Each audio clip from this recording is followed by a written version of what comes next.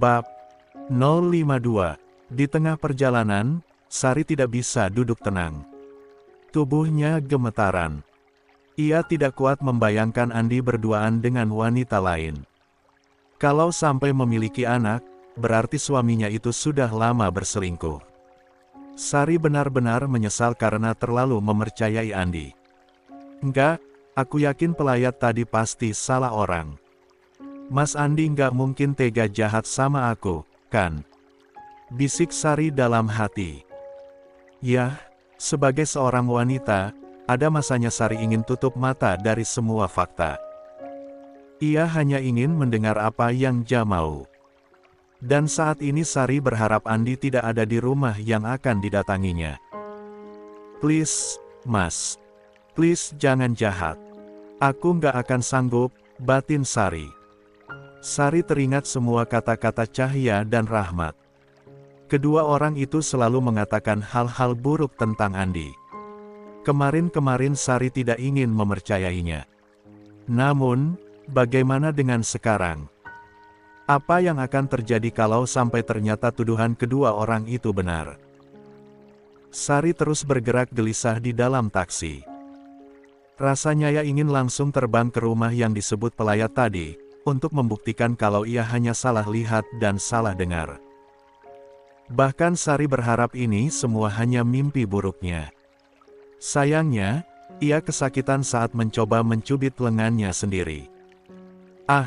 Sari sangat berharap nanti yang akan dijumpainya adalah orang lain. Sementara itu di tempat berbeda, Rahmat melihat ada ribut-ribut di seberang jalan dekat taman. Ia memerhatikan situasi tersebut dengan saksama. Matanya terbelalak saat menyadari ada seorang wanita yang dikerubungi 4 orang preman. Insting pahlawan Rahmat langsung bekerja. Ia turun dari mobil dan pergi untuk menyelamatkan wanita malang tersebut. Hei! Apa yang kalian lakukan sama perempuan itu? Seru Rahmat. Awalnya para preman tadi merasa terganggu dan kompak melihat dengan garang ke arah Rahmat. Namun, tiba-tiba mereka melihat ada mobil polisi yang mendekat dan akan lewat ke arah sana. Mereka pun memilih pergi karena tak mau terkena masalah, tinggallah seorang wanita yang berdiri dengan ekspresi wajah ketakutan. Rahmat mengernyitkan kening melihat wanita itu. Rasa-rasanya ia mengenalinya. Setelah mengingat-ingat, Rahmat akhirnya sadar kalau wanita itu adalah salah satu karyawan ibunya di butik. Wanita malang tersebut langsung mendekati Rahmat dan mengucapkan terima kasih. Tampak ia sangat bersyukur karena lepas dari para preman tadi. Iya sama-sama. Kamu Tiwi, kan? Tanya Rahmat. Tiwi menganggukkan kepalanya. Iya, Mas Rahmat. Apa yang sebenarnya terjadi? Kenapa tadi para preman itu mendatangi kamu? Rahmat kembali bertanya. Mereka itu orang-orang suruhan rentenir, Mas, jawabnya ragu-ragu. Kamu punya utang ke rentenir? Tiwi mengangguk pelan. Sebenarnya saya terpaksa, Mas. Itu kelakuan suami saya, tapi saya yang harus nanggung, jawabnya dengan suara bergetar. Rahmat menatap prihatin ke arah karyawan ibunya tersebut. Ya sudah, kamu mau saya antar pulang? Takutnya mereka datang lagi. Tiwi langsung menggelengkan kepalanya. Nggak usah, Mas. Terima kasih. Loh, kenapa? Saya nggak punya uang, Mas. Kalau saya pulang nggak bawa duit, nanti suami saya pasti ngelakuin KDRT sama saya, jawab Tiwi pelan. Rahmat terkesiap mendengar jawaban Tiwi. Kenapa tidak kamu laporkan saja dia ke polisi? Saya nggak berani, Mas. Lagi pula, saya mau sekalian cari kerja. Cari kerja? Loh, bukannya kamu karyawan di butik ibu saya? Rahmat terlihat bingung. Saya udah mengundurkan diri, jawab Sari tanpa berpikir panjang. Kenapa? Tiwi mendadak menutup mulutnya. Ia sadar dirinya telah keceplosan.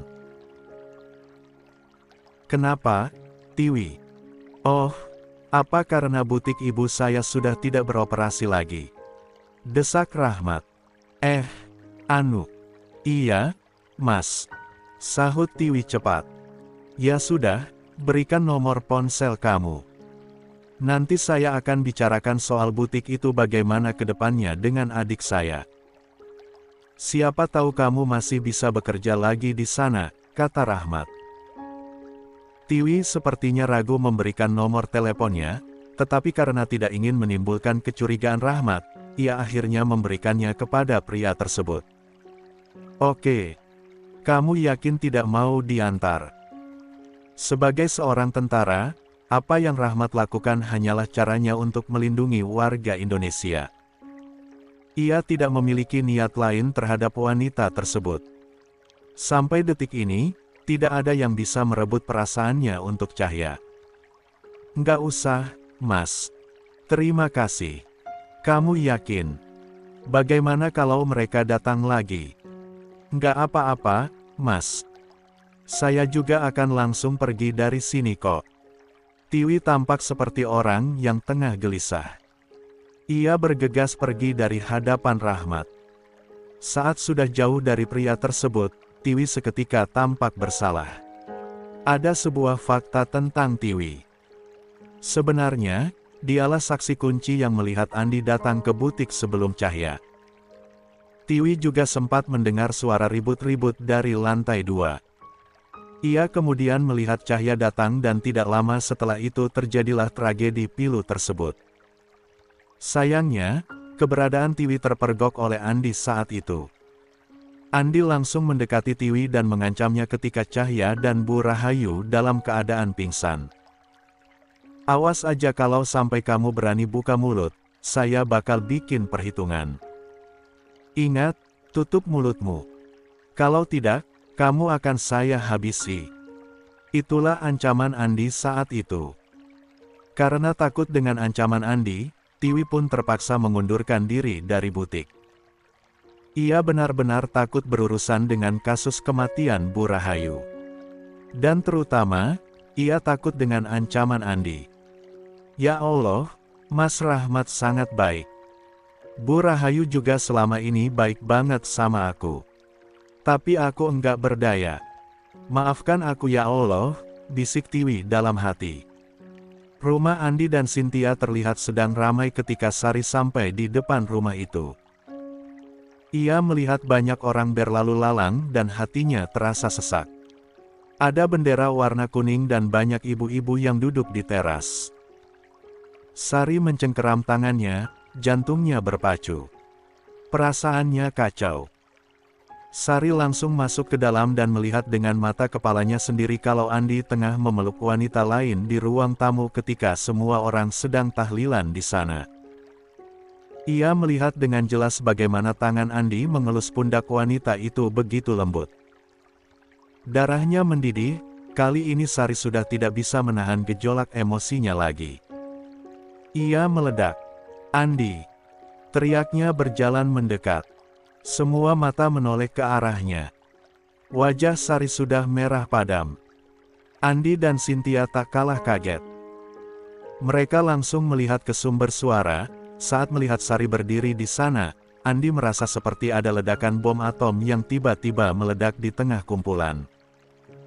Ia terkejut bukan main, tetapi mencoba menyembunyikannya. Andi langsung melepaskan pelukannya dan berdiri dengan refleks, begitu juga dengan Cynthia. Ia gelagapan karena kepergok. Andi berjalan mendekatinya, tetapi tatapan mata Sari sudah nyalang. Bersiap meledak saat ini juga. Bersiap membunuh siapa saja. Sayang, aku bisa jelasin, ini semua gak seperti yang kamu pikirin. Aku akan jelasin di luar. Ayo kita ngobrol, oke? Andi berniat meraih pergelangan tangan Sari dan mengajaknya keluar, karena di dalam sana banyak orang. Ia tidak mau kalau Sari membuat keributan, tetapi terlambat, tangannya langsung ditepis kasar oleh tangan Sari. Nggak usah sentuh gue lo brengsek. Teriaknya marah. Sari berubah menjadi monster. Sudah tidak ada lagi kelembutan dalam dirinya. Ia bahkan meludahi wajah Andi dengan kasar membuat semua orang menutup mulut terkejut. Termasuk Cynthia. Andi mengusap wajahnya, tidak menyangka dengan reaksi Sari yang akan seperti ini. Padahal dulu Sari begitu lembut di hadapannya, meski kadang gayanya sedikit tomboy. Tapi Sari sangat patuh sebagai istri. Lo emang nggak tahu diri ya bangsat. Bisa-bisanya lo selingkuh bahkan sampai punya anak. Otak Jo di mana, anjing?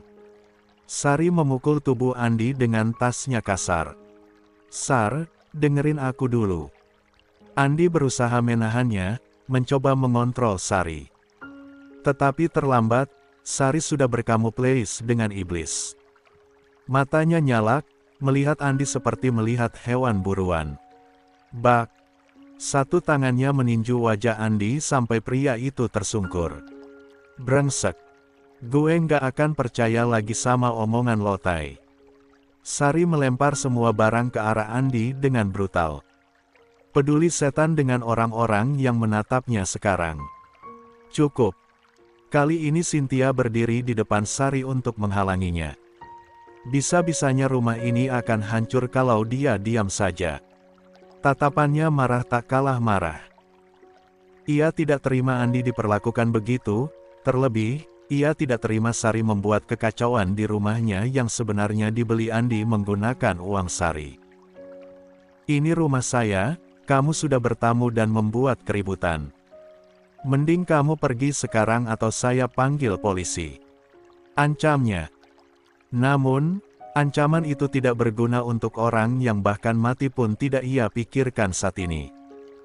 Minggir Lolo, T. Teriak Sari frustasi, mendorong tubuh Cynthia kasar. Enggak.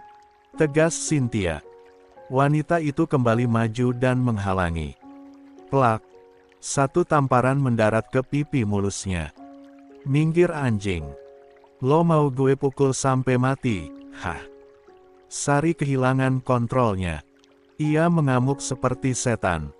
Lo pelacur sialan. Pelakor murahan. Cynthia tak terima dikata-katai seperti itu.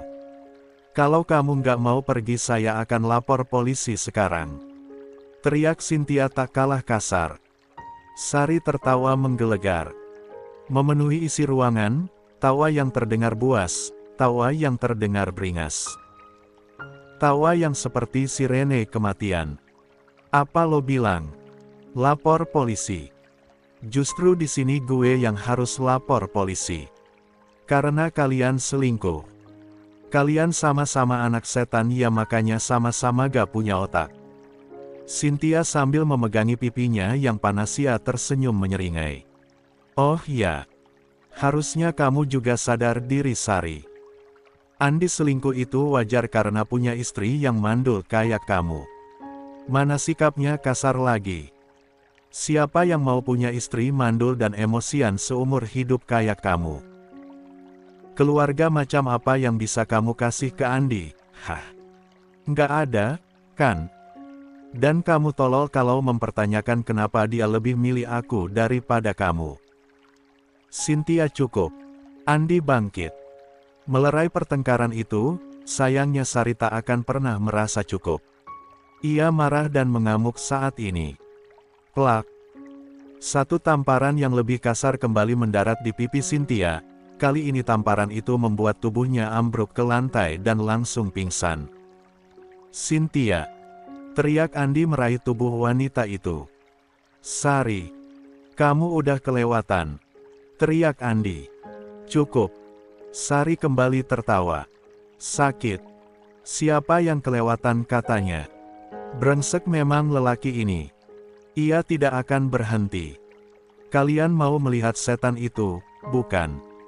Maka Sari akan menunjukkannya sekarang, sekalian. Wanita itu meraih vas bunga yang berdiri di atas meja lalu membuangnya dengan kasar ke kantai. Prang! Biar aku kasih tahu mana yang namanya kelewatan. Ia berteriak berlari ke sana ke sini. Melempar barang seperti orang kesetanan. Sari mendekat ke arah televisi, lalu menendangnya sampai hancur. meraih botol kaca, memukul semua benda yang berada di sana, memporak-porandakan ruangan. Semua orang berteriak menjerit melihat aksinya. Beberapa orang berusaha menghentikan Sari, tetapi wanita itu memang brutal. "Lepasin. Biar gue ajarin apa itu kelewatan." Ia memberontak saat beberapa warga menahannya. "Bawa dia ke kantor polisi." Perintah Andi sementara ia menggendong tubuh Cynthia keluar. Membuat Sari semakin ditikam ribuan pisau. Pengkhianatan itu kini tampak lebih transparan. "Pasar bajingan. Lo brengsek. Cowok tolol. Gue bakal habisin satu Andi. Jangan harap bisa lepas dari gue sialan. Li." Sementara di sisi lain, Rahmat baru saja sampai di depan rumah, saat ia mendapatkan telepon dari pihak kepolisian. "Halo, dengan Rahmat?" tanya pria di seberang sana. "Iya, saya," tanya Rahmat. "Adik Anda atas nama Sari kini sedang berada di kantor polisi. Anda bisa menjemputnya ke sini sebagai walinya." "Tunggu, dia ditangkap karena apa?" "Ya, Pak," tanya Rahmat sebelum ia menutup teleponnya. "Nanti akan dijelaskan di sini. Sebaiknya segera ke kantor polisi untuk informasi lebih lanjut." "Baik, kalau begitu terima kasih. Saya akan segera ke sana." Rahmat menutup telepon dan langsung kembali masuk ke dalam mobilnya dan mengebut ke kantor polisi. Semarah apapun Rahmat pada Sari, ia tetaplah adiknya. Apalagi setelah kepergian ibu, mereka hanya saling memiliki satu sama lain saat ini. Jadi Rahmat cukup khawatir. Sesampainya di sana, ia tampak mencari di mana Sari ditahan. Ia masuk ke dalam dan tepat saat ia memasuki ruangan, Sari terlihat duduk di sana dengan mata yang sudah sembab. Rahmat mendekat, menepuk bahunya. "Sar, ada apa ini?" tanya Rahmat. Sari langsung menoleh, melihat Rahmat yang menepuknya, ia langsung luruh ke dalam pelukan pria itu. "Kak, tolongin aku." Suaranya serak seperti abis. Pelukannya teramat kencang, suara tangisnya menyayat hati. Pelan, tangan Rahmat membalas pelukan Sari, mencoba menenangkannya. Sari hancur, amat sangat hancur. Semua hal yang ada di hidupnya diambil dengan cara yang tidak adil.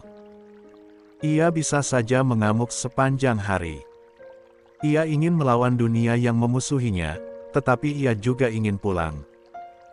Bersandar dalam dekapan seseorang. Dan ia merindukan pelukan ini, pelukan kakaknya. Ia mungkin terlihat tangguh, tetapi ia hancur, ia sudah kehilangan semuanya, ia tidak bisa kehilangan yang satu ini. Ia ingin tenggelam dan menangis di pelukannya, selamanya, sampai hatinya benar-benar pulih. "Aku di sini, Sar. Kamu tenang, ya. Aku akan bebasin kamu," ucap Rahmat dengan suara yang lembut. Sangat lembut. Entah sudah berapa jam Sari tidak mendengar kalimat lembut itu selama ini. "Sekarang kamu jelasin. Apa yang sebenarnya terjadi di sini?" tanya Rahmat lagi, melepas pelukan Sari perlahan, menghapus air matanya dengan lembut, mengangkat wajah Sari yang menunduk.